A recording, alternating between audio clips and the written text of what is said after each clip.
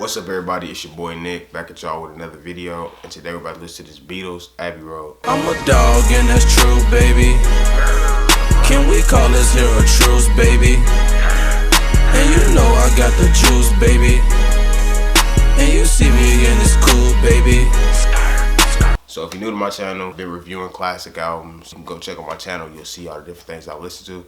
I wanted to dive into older music or music just music I haven't heard. And with the Beatles, I've obviously heard some Beatles songs. They're a huge band. Lucy in the Sky with Diamonds. I even have a Sgt. Pepper's Lonely Hearts Club Band little poster in my bathroom.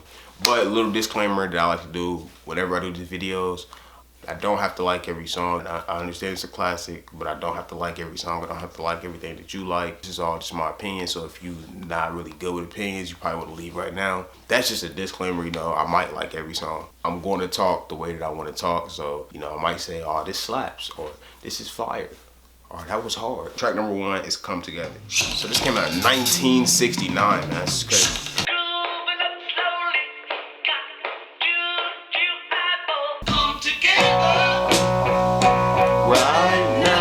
I've heard this. Like I said, I have heard that like in bits and pieces in the past, but I really like it. Come together right now. I like the doom doom doom doom doom doom doom. Reading right here, this song was written by John Lennon and to be used as a campaign song for Timothy Leary, advocate for the use of psychedelics like LSD, popularizer of the tune in, turn on, drop out phrase, who was running for California governor.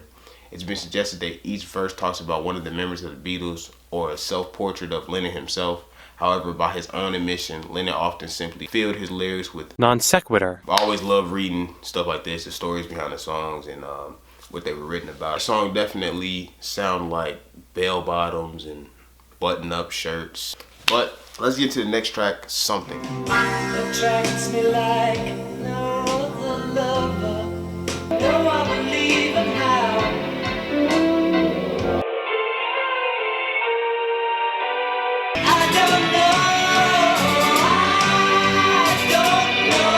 So if you're a day one to this channel, you know that Tame Impala, that's like my favorite band of all time. Some people don't like to consider them a band because, you know, a lot of the music is really just Kevin Parker. But I like to call them a band, you know what I mean? Why not? I'm really a fan of like that spacey, like atmospheric, like kind of like, I want to say drugged out, but like when you say drugged out, a lot of people automatically think like crackheads or something. Nah, just like music that takes you elsewhere, you know what I mean? I had to start with the Beatles because they're making that kind of sound, you know what I mean? And I see how the sound evolved from this to where it is now. That whole psychedelic kind of sound. Reading over here, Something is the first George Harrison penned track on Abbey Road. Hailed as one of the greatest love songs of all time by Frank Sinatra. It is likely about Pattie Boyd, Harrison's then girlfriend, later wife. She would go to get involved with numerous other rock stars, most notably Eric Clapton. The song was released on a single with Come Together, peaking at number 4 in the UK and number 1 in the US. See? I love to hear these little facts, bruh. Man, Frank Sinatra said it was the greatest love song, so that's dope too. I need to listen to some Frank Sinatra too. I heard the Fly Me to the Moon. Definitely gonna be a song about replay. Let's get to the next track, Maxwell, Silver Hammer. I like that. Maxwell, Edison, major ringing Edison door. Bang, bang, Maxwell, silver hammer came down on her head. Dang, this man Maxwell's crazy.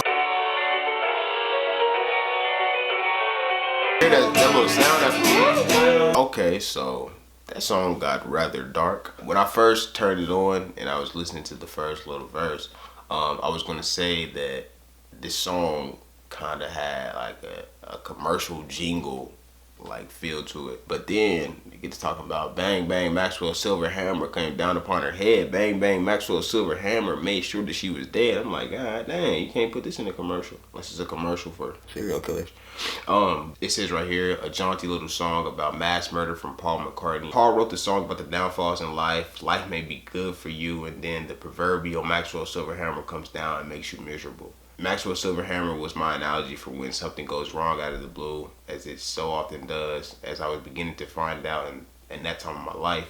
I wanted something symbolic of that, so it was some fictitious character called Maxwell with a silver hammer. I don't know why it was silver, it just sounded better than Maxwell's hammer. I like how they use it as a metaphor because, hey man, I hate to be pessimistic, but sometimes life just throws some stuff at you, my guy. And not just curveballs, bruh. It's like Maxwell Silver Hammer, bruh. Really be smacking you up. I'll never do you no harm. Y'all hear this? Oh, darling, Are they screaming a little bit? I really like that song. Let's get to the next track, Octopus's Garden. See, these titles is crazy. And the guitar on here been crazy. Every track. an octopus's garden in the shade. Straight like that? Okay.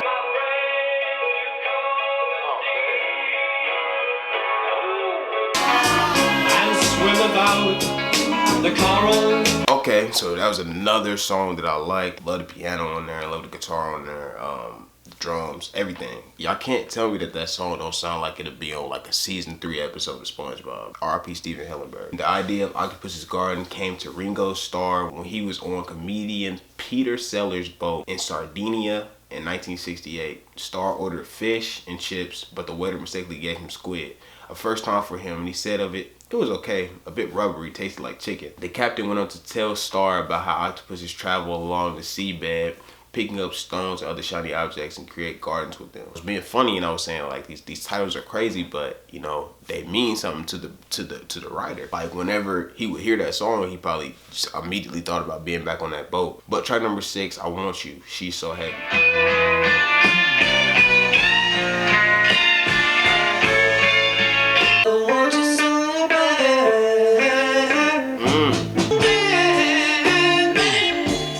She's so. I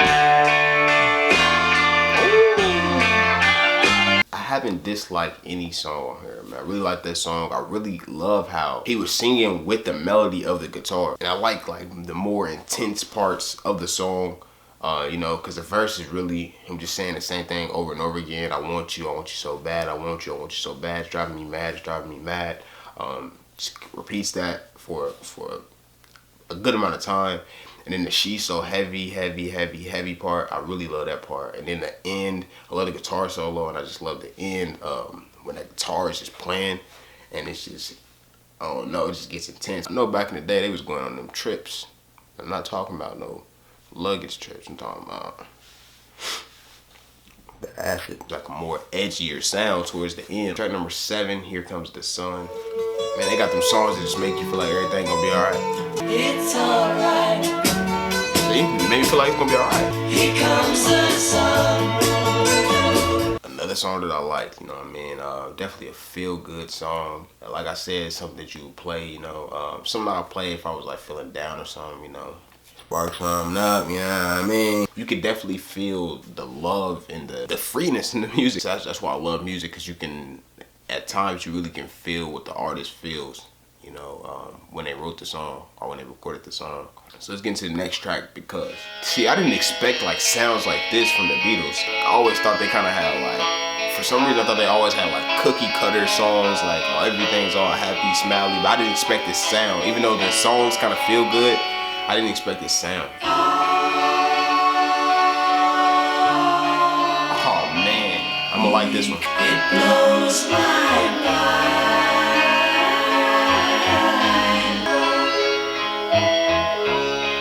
What sound is that? That was the track. That was the one that got me. That was the one that made me a Beatles fan. And I'm glad y'all got to witness this with me, man. Because a lot of times you don't really get to see people fall in love with certain kinds of music. So with me loving Tame Impala, I could definitely tell that Kevin Parker listens to the Beatles, man. Definitely can tell he's inspired by the Beatles. The final song to be recorded for Abbey Road was John Lennon's Because. The song was inspired by Beethoven's Moonlight Sonata and featured the Beatles' distinctive 3-part vocal harmonies. Yoko Ono was a classically trained pianist whose interest had moved her towards the avant-garde. One day in 1969, however, she played Beethoven's Piano Sonata number 14 in C-sharp minor, all that extra piano stuff. I won't know how to play the piano though. The Moonlight Sonata, and John requested that she play it backwards. Whoa. Hey, John ain't that guy. He's that guy. On the next track, You Never Gave Me Your Money. Kind of sounds familiar. Oh, it's give, not gave. You only give me your funny paper. I only give you my situation. Out of college, money spent. Okay, so there's a lot of different elements that I liked in that song, you know, the instrumentation. In particular, the thing that I liked the most was the writing. You never give me your money, you only give me your funny paper. In the middle of negotiations, you break down. I never give you my number, I only give you my situation. And in the middle of investigation, I break down. And then it comes to the third verse. Out of college, money spent, see no future, pay no rent. All the money's gone, nowhere to go. Any job, I got the sack. Monday morning, turning back. Yellow lorry slow, nowhere to go. But oh, that magic feeling, nowhere to go. With their problems tearing them apart, Lennon announced that he was leaving the band privately. September 20th, 1969, McCartney broke the news. The Beatles were finished by announcing his leaving of the band in April 1970. That's tough. Track number 10, Sun King. Just like because, only 2 minutes.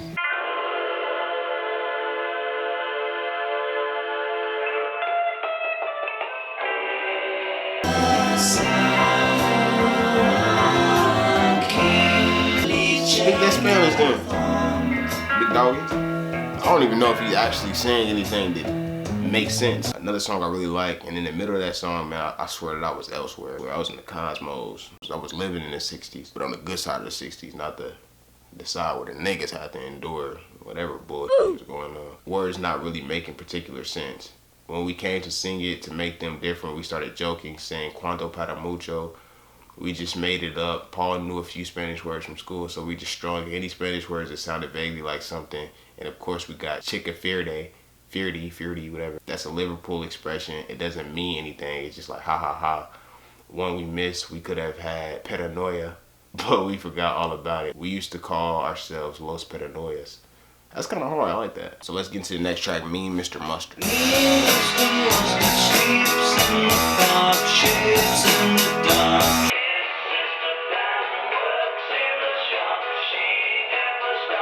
Very short track, 1 minute and 7 seconds. I like the writing on there. Me and Mr. Mustard sleeps in the park, shaves in the dark, trying to save paper, sleeps in a hole in the road, saving up to buy some clothes, keeps a 10-bob note up his nose, such a mean old man, such a mean old man. His sister Pam works in the shop. She never stops, she's a go-getter, takes him out to look at the queen, only place that he's ever been. Always shouts out something obscene, such a dirty old man, dirty old man.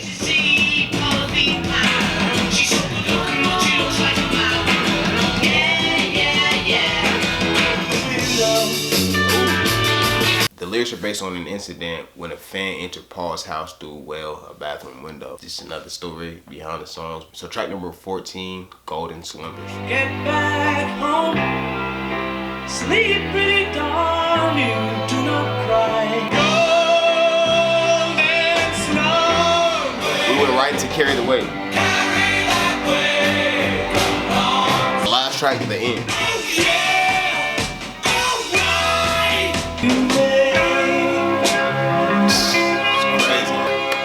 Clap it up for that. Okay, so I gotta talk real fast because my camera's about to die, but that was my reaction to Beatles Abbey Road. Definitely love the album. I think I could listen to the album from top to bottom. If I had to pick 2 songs that were my favorite, I would have to pick Because and Sun King. Really love those tracks a lot. It's just in my headphones to get a different feel for it. But from a first listen standpoint, I loved it. Beautiful. I'm glad that I got to dive into this album. I'm assuming this is their last album. They keep talking about it. It's definitely a great farewell album. Hope you guys enjoyed this video. If you did, please leave a like down below. Please subscribe if you have not, man. Show these videos love, man.